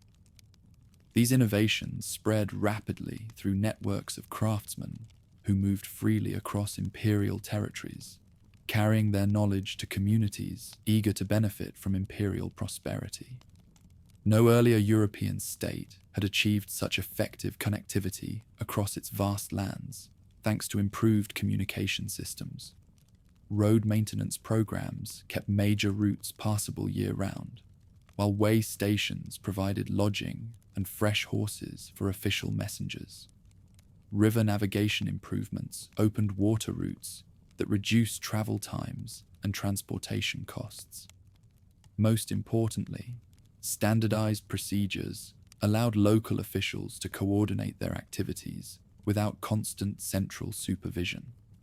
International recognition of imperial achievements reached unprecedented levels as foreign rulers acknowledged the northern kingdom's emergence as a great power. Byzantine emperors, initially dismissive of barbarian pretensions, found themselves negotiating as equals with a ruler whose territories rivaled their own in extent and exceeded them in military effectiveness. Even more remarkably, Islamic rulers, who had long regarded Christian Europe as a collection of weak principalities, began treating the northern king as a sovereign worthy of diplomatic attention. The elephant that Harun al-Rashid had sent as a diplomatic gift wandered the palace grounds at Aachen as a living symbol of these transformed relationships. Children who had never seen such a creature gathered daily to watch it being fed and exercised, while foreign visitors recognized it as proof that their host commanded respect from the greatest powers of the age. When the animal died after several years in northern captivity, its burial was attended by representatives from a dozen different kingdoms who understood the symbolic significance of honoring a gift from the Caliph of Baghdad. Strong economic foundations helped secure diplomatic gains, as imperial regions became essential players in trade stretching from Ireland to Central Asia. Goods that had once been luxury items available only to the greatest nobles now appeared in markets throughout the realm, their prices reduced by improved transportation and imperial protection of trade routes. Urban populations, previously tiny minorities in overwhelmingly rural societies, grew rapidly as commercial opportunities attracted craftsmen, merchants, and professionals from across Europe. All other advancements rested on breakthroughs in agriculture, where improved techniques led to a surge in productivity across the empire. The heavy moldboard plough, improved harness systems, and systematic crop rotation methods that had been tested on royal estates were gradually adopted by private landowners who recognized their advantages.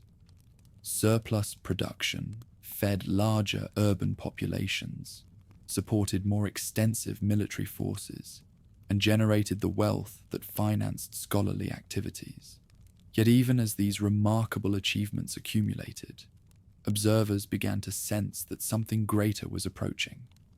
The ruler who had transformed military conquest into sophisticated governance, who had created institutions that functioned across continental distances, who had revived learning and established diplomatic relations with the greatest powers of his age, remained merely a king among kings.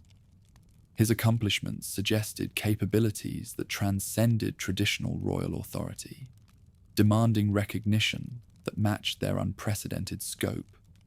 Standing in his palace at Aachen as the 8th century drew to a close, surrounded by scholars, administrators, and diplomats from across the known world, Charles could survey accomplishments that exceeded the dreams of any previous European ruler. Military conquest had been transformed into lasting governance, diverse populations had been united under effective administration, and cultural renaissance had elevated European civilization to heights not seen since antiquity. All that remained was formal recognition of what had already been achieved in practice, the restoration of imperial dignity to Western Europe. The year 800 was not the beginning of Charlemagne's empire. It was its recognition. Dawn broke grey and cold over Rome on Christmas morning, 800, as the king made his way through streets that had witnessed the rise and fall of Caesars for 8 centuries. The ruler, who had conquered half of Europe, walked with measured steps towards St. Peter's Basilica, his mind occupied not with thoughts of glory, but with the complex crisis that had brought him to the Eternal City.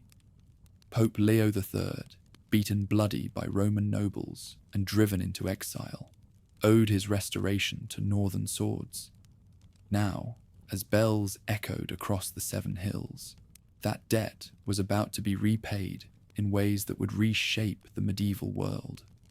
Inside the great basilica, candles blazed against the December darkness, while incense hung heavy in the winter air. Foreign ambassadors filled the nave, Byzantine officials who had come expecting another barbarian king's ceremonial submission to papal rule, Lombard nobles still adjusting to their new northern masters, and Spanish refugees who saw in the monarch their last hope against Islamic expansion. None suspected they were about to witness the rebirth of an empire that had been dead for over 3 centuries. The king knelt before the altar in the posture of Christian humility, his powerful frame bent in prayer as Pope Leo conducted the familiar rituals of Christmas Mass. Latin prayers echoed off ancient stones, their sacred words carrying the same meaning they bore for Constantine and Justinian, for the Christian rulers who had once governed from these same hills. Yet something in the Pope's manner suggested this would be no ordinary service. A tension in his movements, a deliberation in his gestures that hinted at drama to come. Then, without warning, without consultation, without the elaborate protocols that had always surrounded such momentous decisions, Leo stepped forward, carrying a golden crown that gleamed in the candlelight. As the congregation held its collective breath, the Pope placed the crown upon the monarch's head, while pronouncing words that would echo through history. Life and victory to Charles the Great, crowned by God, great and peace-giving Emperor of the Romans. Thunder seemed to shake the basilica as thousands of voices took up the acclamation. Charles Augustus, to Charles Augustus, crowned by God, great and peace-giving Emperor of the Romans, life and victory. The words rolled through the ancient church like a tide, carrying with them 8 centuries of yearning for the imperial unity that had once bound the Western world together. In that moment of thunderous acclaim, the fiction that had sustained medieval politics, that Rome had merely faded rather than fallen, became magnificent reality once more. The king's reaction to his elevation would be debated by chroniclers for generations. Einhard, his devoted biographer, would later claim the monarch was genuinely surprised by Leo's action and would never have entered the church had he known what was planned. Others detected satisfaction rather than shock in their new sovereign's bearing, suggesting the ceremony fulfilled plans that had been carefully orchestrated despite their apparent spontaneity. What seemed certain was that the newly crowned ruler understood immediately the transformation that had occurred. He was no longer merely another barbarian king, but Caesar reborn, heir to Augustus and Constantine. Was the ceremony Leo's desperate gambit to bind his protector with chains of sacred obligation? Had the king himself orchestrated the entire drama to provide religious sanction for dominion he already wielded in practice? Or did the moment emerge from the convergence of circumstances that made the unprecedented seem inevitable? The truth disappeared into the necessities that required both sovereign and pope to maintain the fiction of divine spontaneity. But the consequences would reshape European civilization, regardless of the motives that produced them. News of the coronation spread across Europe with the speed of wildfire, carrying implications that varied dramatically depending on where it was received. In the monasteries and cathedral schools of the north, monks who had labored to preserve classical learning saw their efforts vindicated by the restoration of imperial dignity to Christian hands. In the courts of petty kings who had ruled through the chaos of the post-Roman centuries, the emergence of an emperor who could command legitimate obedience created both opportunities and threats that would dominate politics for decades to come. Byzantine reaction proved swift and hostile, as Emperor Irene refused to acknowledge the legitimacy of Charles's coronation. From Constantinople, the rulers who had maintained an unbroken claim to Roman imperial authority since the fall of the West now faced a rival whose military power exceeded their own and whose religious credentials could not be easily dismissed. The golden coins that emerged from northern mints, bearing Charles's image and the title Emperor of the Romans, represented more than ceremonial pretension. They were declarations of war against Byzantine claims to exclusive imperial legitimacy. Yet even as Constantinople raged against barbarian presumption, Latin Christendom erupted in celebration. From Ireland to Italy, from the Pyrenees to the Elbe, Christian populations who had endured centuries of political fragmentation saw hope restored in the crown that now rested on Charles's brow. The empire that had brought law, order, and prosperity to their ancestors had returned, reborn in the person of a Germanic warrior whose conquests had already demonstrated his worthiness to bear imperial authority. What made this imperial restoration unique in medieval history was not its military foundation. Barbarian leaders had claimed imperial titles before, but its institutional sophistication. The administrative machinery that Charles had developed to govern his vast kingdom proved capable of supporting truly imperial responsibilities. The legal systems that had standardized justice across diverse populations could be expanded to encompass the universal jurisdiction that imperial authority implied. Most importantly, the cultural renaissance that had flourished under royal patronage now possessed the dignity and resources necessary to rival the achievements of classical antiquity. The old Western Roman Empire was indeed reborn on Christmas Day 800, but it emerged from the baptismal waters of medieval Christianity, transformed almost beyond recognition. Where the classical empire had been sustained by slave labor and military conquest, this new imperial order drew its strength from agricultural innovation and religious unity. Where Roman emperors had ruled through professional bureaucracies, responsible only to imperial will, the Christian emperor governed through networks of obligation that bound him to his subjects through ties of mutual responsibility, sanctified by religious oath. Charles now commanded the most powerful Christian state in Europe, his authority acknowledged from the Atlantic to the Danube, from the North Sea to the Mediterranean. The kingdoms that had emerged from Rome's collapse, the Visigoths, the Ostrogoths, the Vandals, the myriad tribal confederations that had carved up imperial territories, had all been absorbed into this new synthesis of Germanic military prowess, Roman administrative genius, and Christian spiritual purpose. For the first time since the 5th century, Western Europe possessed a unified political structure capable of defending itself against external enemies while promoting internal development. The Coronation ended the post-Roman vacuum that had defined European politics for over 3 centuries. The interregnum, during which no legitimate authority could claim universal jurisdiction over Christian territories, was finally over, replaced by an imperial dignity that combined the military effectiveness of barbarian kingdoms with the cultural sophistication of classical civilization. Future rulers would measure themselves against Charles's example, while future political theorists would struggle to understand the institutional innovations that had made his empire possible.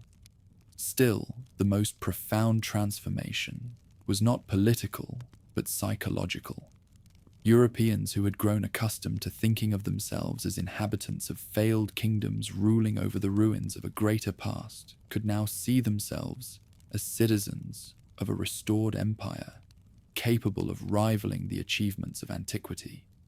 The intellectual renaissance that had begun in monastery schools and palace libraries now possessed the confidence that came from serving not merely successful kings, but a legitimate emperor whose authority derived from God himself. This psychological transformation extended far beyond the educated elites who produced chronicles and legal documents. Common soldiers who had followed Charles through decades of campaigns now understood they served not just another successful warlord, but the heir to Caesar and Augustus.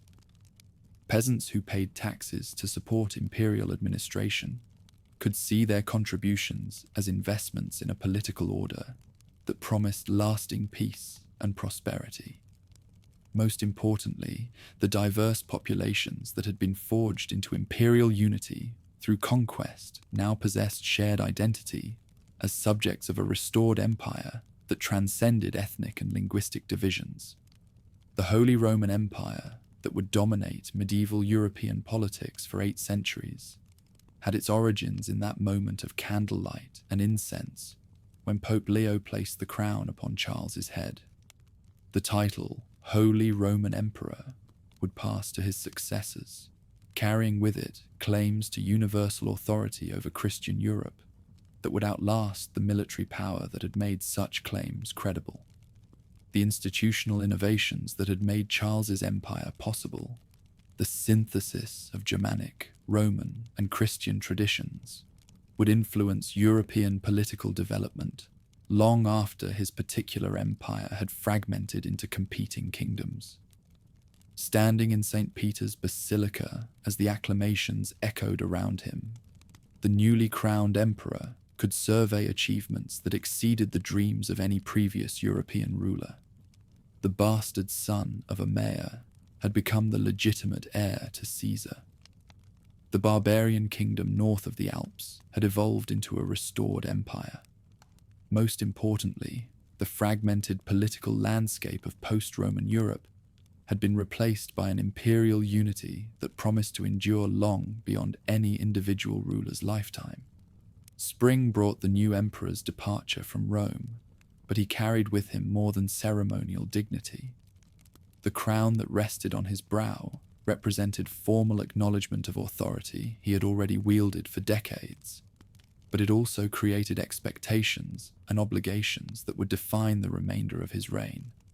Imperial status demanded imperial behavior, not just successful warfare, but systematic governance, not just personal charisma, but institutional innovation, not just military dominance, but cultural leadership that could justify claims to universal authority.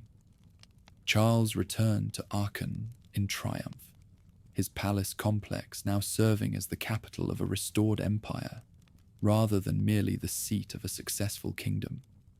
Foreign ambassadors who had previously negotiated with another barbarian king now found themselves dealing with an emperor whose claims to legitimacy rested on divine sanction as well as military success.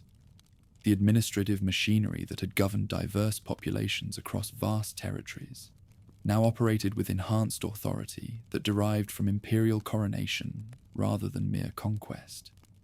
From Aachen, the emperor would rule for 14 more years, his reign marked by the systematic consolidation of achievements that had made imperial restoration possible. The legal codes that had standardized justice across his territories were refined and expanded.